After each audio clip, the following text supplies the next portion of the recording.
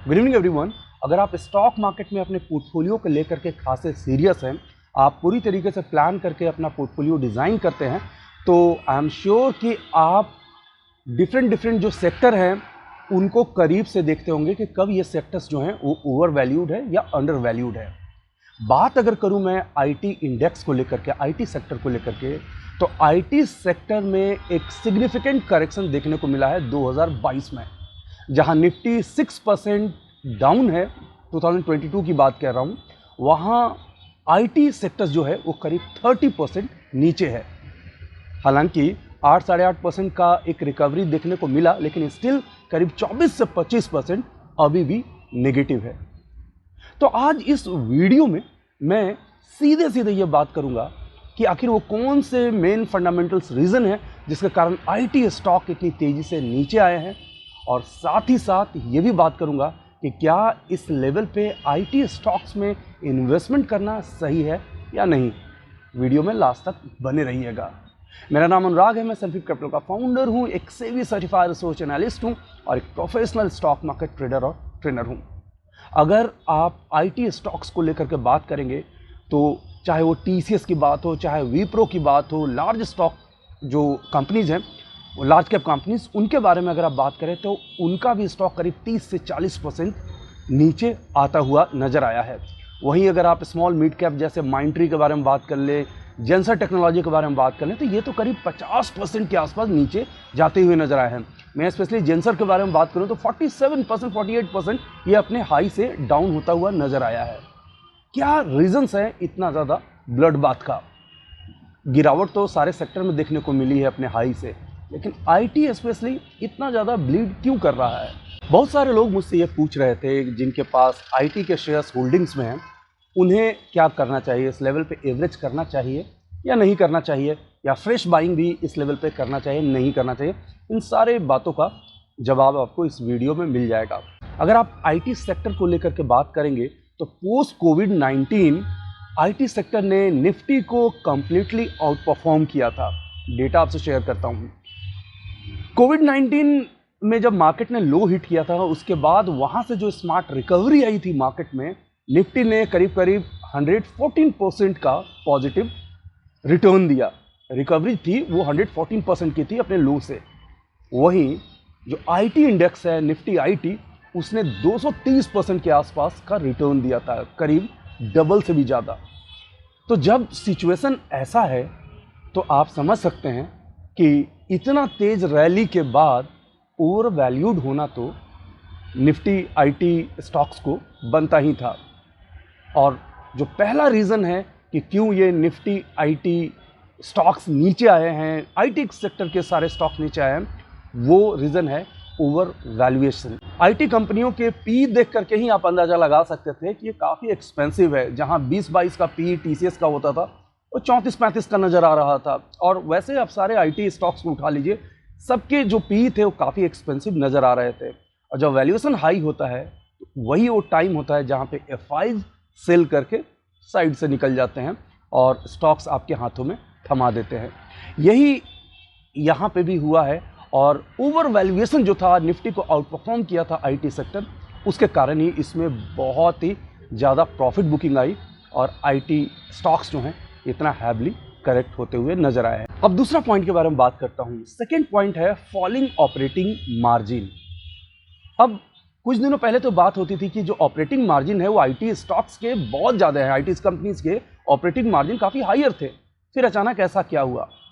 तो सबसे पहले ये बात कर लेते हैं कि जब कोविड-19 में पूरा वर्क जब कंप्लीटली ऑनलाइन बेस हो गया था, वर्क फ्रॉम होम हो रहे थे, तो उस समय आईटी कंपनियों के प्रोडक्ट्स का यूसेज बहुत ज़्यादा बढ़ गया था।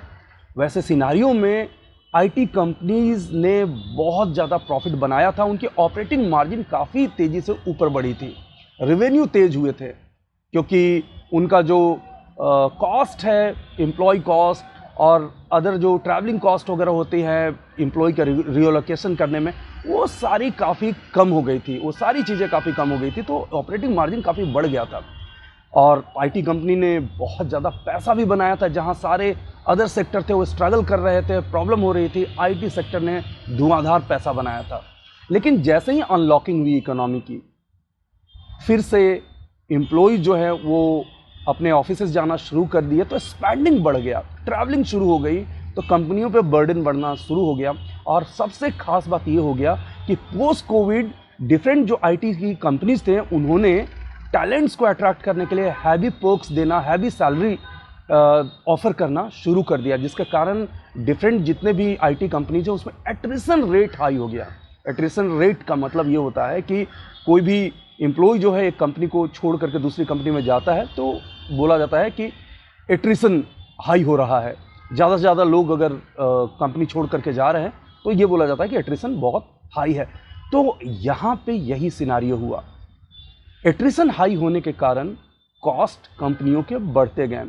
नए जो एम्प्लॉय आ रहे हैं उनको ट्रेनिंग फैसिलिटी प्रोवाइड करना, उनको रिलोकेट कराना, ये सारे कॉस्ट बढ़ने के कारण जो ऑपरेटिंग मार्जिन है वो तेज़ी से नीचे गिरता हुआ नजर आया और आईटी कंपनी को प्रॉफिट्स जो है, रेवेन्यू जो है वो बैडली हैम्पर्ड हुआ।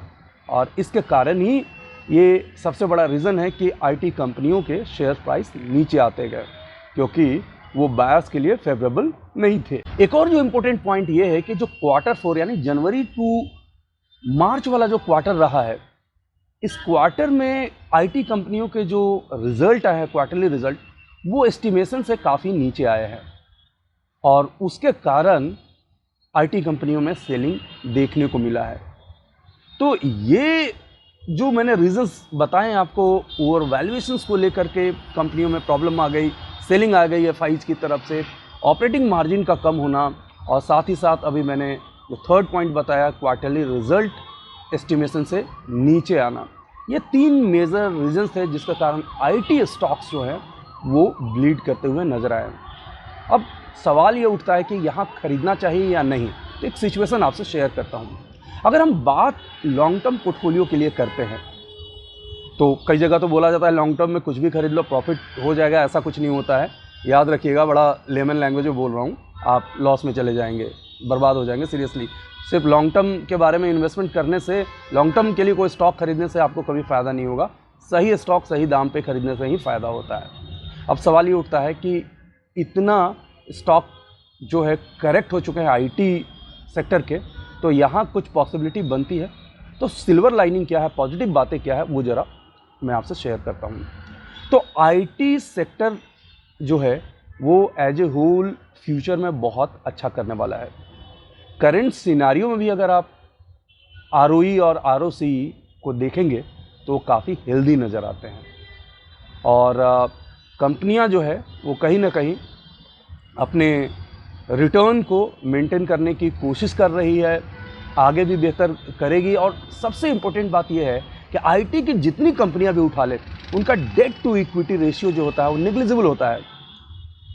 Date to equity literally negligible होता है, 0.03, 0.05, 0.09 आप देखेंगे तो आपको इसी तरह का डेट टू इक्विटी मिलेगा। तो इतना अच्छा अपॉर्चुनिटी आपको अदर सेक्टर में नहीं मिल सकता है जहाँ की कर्ज काफ़ी कम हो। अदर मैन्युफैक्चरिंग कंपनीज में जाएंगे तो वहाँ तो डेट इतना ज़्यादा होता है कि कई बार थोड़ा सा फियर होता है, लेकिन आईटी कंपनी में डेट काफ़ी कम होता है, जिसके कारण कभी भी इसमें स्मार्ट रिकवरी आ सकती है और बाइंग इंटरेस्ट बढ़ने के साथ ही तेज़ी से ये स्टॉक ऊपर जा सकते हैं। तो लॉन्ग टर्म के लिए 30-40% का करेक्शन जो है वो एक अच्छा खासा अपॉर्चुनिटी लेकर के आया है और यहाँ पे कुछ पैसे तो ज़रूर डालने चाहिए।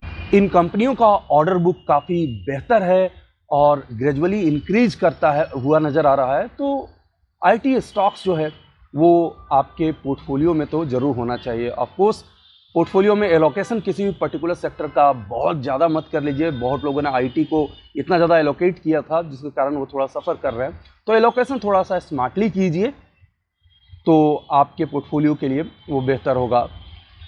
फ्यूचरिस्टिक होकर के अगर आप आईटी सेक्टर के लिए बात करेंगे तो चाहे मशीन लर्निंग की बात हो या आर्टिफिशियल इंटेलिजेंस की बात हो, चीज़ें डिजिटल ही होनी है।